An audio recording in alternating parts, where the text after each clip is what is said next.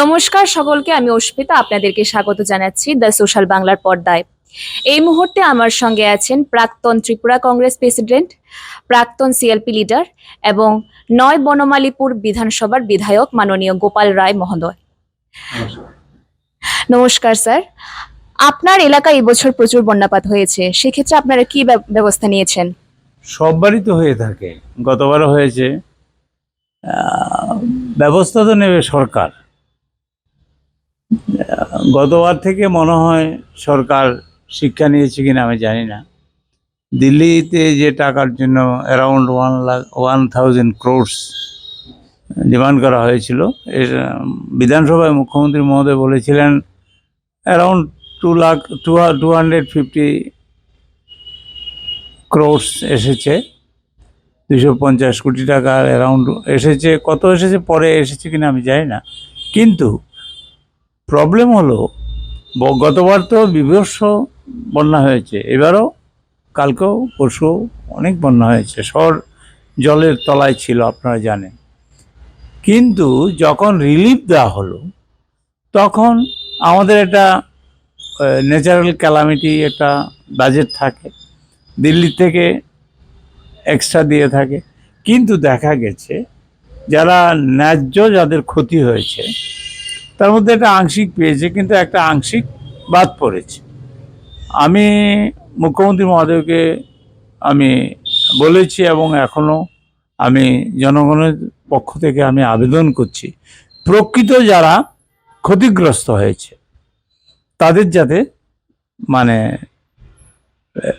সহযোগিতা বা সাহায্য করা হয়, কারণ এই ফ্লাডেও অনেকের ক্ষতি হয়েছে। দেখা যায় যে গত ফ্লাডে আমি দেখেছি যারা ক্ষতিগ্রস্ত হয়েছে সেখানে রং দেখার ঠিক না, কে কোন রঙে আছে, কে কোন দলে আছে সেটা নয়। বর্ষা আসলে যখন বন্যা হয়, কংগ্রেস, সিপিএম, বিজেপি বেছে বেছে ঘরে জল ঢোকে না, ঘর ভাঙে না, নষ্ট হয় না, সবাইয়ের হয়। সুতরাং যারা ক্ষতিগ্রস্ত হয়েছে তাদের, প্রকৃত ক্ষতিগ্রস্ত যারা, তাদের যাতে রিলিফ দেওয়া হয় সেটা আমি বলছি।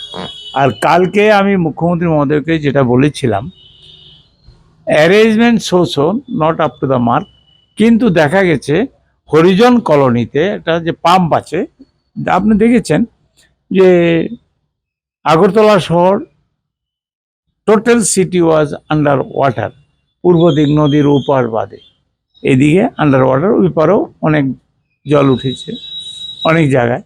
কিন্তু টোটাল শহরটা, অ্যাকচুয়াল শহরটা জলের নিচে ছিল। পাম্পগুলি ঠিক মতন চলতে হবে। একটা সময় আমি মিউনিসিপ্যালিটিকে বলেছি, সদর এসডিএমকে বলেছি, উনিও সহযোগিতা করেছেন, পাম্পগুলি চলেছে।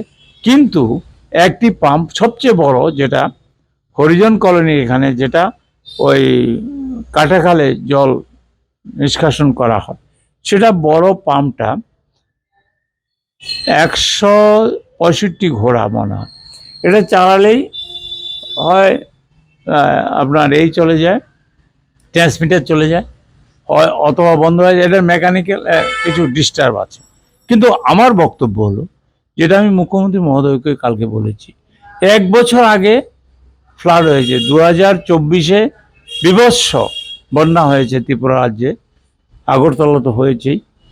এরা তখন এই পাম্পটা তখনও নষ্ট ছিল, কিন্তু এবারও প্রায় 1 বছর, এটা জুন মাস চলছে, এইবারও এই বড় পাম্পটা 165 ঘোড়ার যে পাম্পটা, ছোট একটা আছে 90 হর্স পাওয়ার, সেটা চলা হয়। সেটা চললে জল নিষ্কাশন হয় না, কারণ আগরতলা পূর্ব প্রান্ত এবং দক্ষিণ পশ্চিম সব জলটা এই দিক দিয়ে যায়। সুতরাং এটার জন্য বড় ঘোড়া মানে 165 যেটা হর্স পাওয়ার, সেটা চলা উচিত, কিন্তু এটা এখনো নষ্ট হয়ে পড়ে আছে।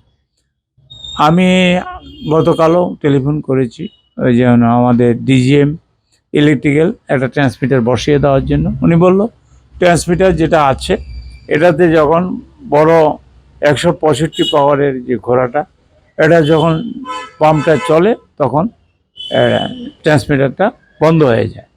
এটার জন্য আলাদা ট্রান্সমিটার আজকে দেওয়ার কথা।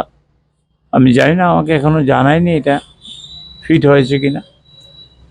আমার বক্তব্য হলো, শহর দলমত নির্বিশেষে শহরবাসীদের আমাদের বন্যার্থে কবল থেকে বাঁচাতে হবে। আমি বিধানসভায় প্রশ্ন করেছিলাম, কারণ বটতলা থেকে রামঠাকুর স্কুল পর্যন্ত যে বাঁধটা আছে নদীর সাথে সাথে, এই রামঠাকুর গার্লস স্কুল থেকে যদি ওই টাটা কোম্পানি চন্দ্রপুর পর্যন্ত নদীর পাড় দিয়ে যদি বাঁধ করা হয়, তাহলে একটা বিরাট অংশ রামঠাকুর পল্লী, প্রফেসর কলোনি, তারপরে দক্ষিণ চন্দ্রপুর এই এলাকা এবং বলদাখারের আগে ব্রিজের আগের অংশটা, এই অংশগুলি বন্যার কবল থেকে বেঁচে যাবে। এটা মুখ্যমন্ত্রী মহোদয় বিধানসভায় কথা দিয়েছেন, সেটা করবেন। এখানে নাডার টাকা এবং ব্রহ্মপুত্র এবার কমিশনের টাকা, সেন্ট্রাল গভর্নমেন্টের টাকা, রাজ্যের টাকা, ওরা বলেছে সার্ভে হয়েছে। আমার একটা সূত্রে আমি খবর পেয়েছি, কিন্তু এটা 1 বছর হয়েছে সার্ভে হয়েছে মাত্র। কিন্তু আমি বলবো এটা তড়িৎ গতিতে একটা উদ্যোগ নিয়ে রাজ্য সরকারকে এই বাঁধটা ব্যবস্থা করতে হবে, এটা হলো আমার দাবি। কিন্তু স্যার, এবছর এই বন্যা পরিস্থিতিতে কেন কংগ্রেস দলকে কোনো প্রকার কার্যকলাপে আমরা দেখতে পাচ্ছি না? কেন দেখতে পাচ্ছে না রাজ্যের মানুষ? আপনি কোথা থেকে দেখছেন আমি জানি না, কারণ আমাদের আশিস বাবু ওই আটবরদোয়ালি থেকে দাঁড়িয়েছে, উনি গেছেন, তো সুদীপ বাবু গেছেন, কৈলাসরে আমি দেখেছি, বিরোধীবাবু গেছেন, আমি বেরিয়েছি, এবং আমাদের যেখানে যেখানে এমএলএ নেই, আমাদের 3 জন এমএলএ আছি, প্রেসিডেন্ট আছে, আমরা গেছি। আমরা প্রদেশ কংগ্রেসের পক্ষ থেকে আমার যতদূর ধারণা, আমার যতদূর খবর, যে আমার সঙ্গে কালকে আশিসবাবুর কথা হয়েছে, উনি বলেছেন প্রত্যেকটা ডিস্ট্রিক্টে বার্তা দেওয়া হয়েছে যে বন্যার মধ্যে কংগ্রেস ঝাঁপিয়ে পড়ো, জনগণের সাথে যারা প্লাবিত তাদের জন্য, তাদের রক্ষার্থে তোমরা সবাই কংগ্রেসকে সক্রিয় ভূমিকা নিতে হবে, নিচ্ছে। কিন্তু কথা হলো, আপনারা দেখছেন কিনা আমি জানি না, নিশ্চয়ই আপনারা বললেন, কালকে টিভিতে দেখেছেন, আমি ওখান থেকে কথা বলেছি, অন্যান্য জায়গায় গেছে, হয়তো আপনাদের নলেজে আছে কিনা আমি জানি না। তবে কংগ্রেস ময়দানে আছে এবং বন্যা পরিস্থিতির মোকাবিলা করা সরকার যে করবে আমরা সহযোগিতা করব, এটা আমাদের সিদ্ধান্ত। এই বন্যায় কতটুকু ক্ষয়ক্ষতি হয়েছে বলে আপনার ধারণা? প্রচুর ক্ষয়ক্ষতি হয়েছে, গতবারের প্রায় সমান সমান, প্রায়। আমি এখনো অ্যাসেসমেন্টটা তো করবে গভর্নমেন্ট, মানে আমাদের তরফে অ্যাসেসমেন্ট করতে তো সময় লাগবে। ক্ষতি প্রচুর হয়েছে, প্রচুর ক্ষতি হয়েছে। তবে এটা অ্যাসেসমেন্ট আপনারা সরকারকে জিজ্ঞেস করতে হবে, টোটাল ত্রিপুরার যে পিকচার, এই জন্য আপনাদের কত ক্ষতি হয়েছে এটা গভর্নমেন্ট অফ ত্রিপুরা বলতে পারবে। এবং আপনার ন্যাচারাল ক্যালামিটি যে ফান্ড আছে, এখান থেকে এই দেওয়া সাহায্য করা উচিত। গরিব মানুষ এফেক্টেড হয়েছে, লোকসান হয়েছে, ছোট ছোট ব্যবসায়ীদের লোকসান হয়েছে, তাদের হেল্প করার জন্য আমি দাবি রাখছি, এটুকুন বলতে পারি। বিধানসভায় কি এই পরিস্থিতির ব্যাপারে কংগ্রেস দলের কোনো প্রকার স্ট্যান্ড থাকবে? ছিল এবং থাকবে।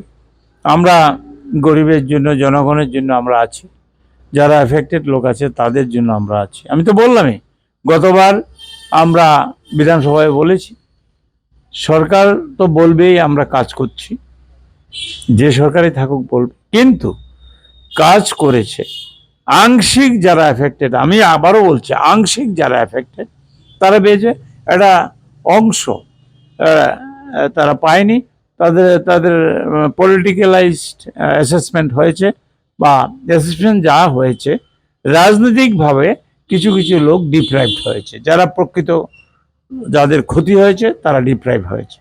আমি বিধানসভায় বলেছি, এখনো বলছি, ভবিষ্যতেও বলবো। এবারও ত্রাণ যদি দেওয়া হয় তাহলে সরকার কি করবে জানি না, ন্যাচারাল ক্যালামিটি ফান্ড আছে, দিল্লিও দিচ্ছে, উত্তর পূর্বাঞ্চল নাড়াও দিচ্ছে, এখন কি করবে এটা সরকার জানে। তবে আমি দাবি রাখছি যারা এফেক্ট হয়েছে তাদেরকে আহ, আহ, সহযোগিতা করা উচিত এবং এটা আমার দাবি, এটা আমি বলতে পারি। ধন্যবাদ স্যার আমাদেরকে আপনার মূল্যবান সময় দেওয়ার জন্য। এতক্ষণ আমাদের সাথে ছিলেন বনমালীপুর বিধানসভার বিধায়ক মাননীয় গোপাল রায় মহোদয়। ক্যামেরায় পল্লবের সাথে আমি অস্মিতা। My father used to worry about my education and my future, but I found the right path at Techno College of Engineering.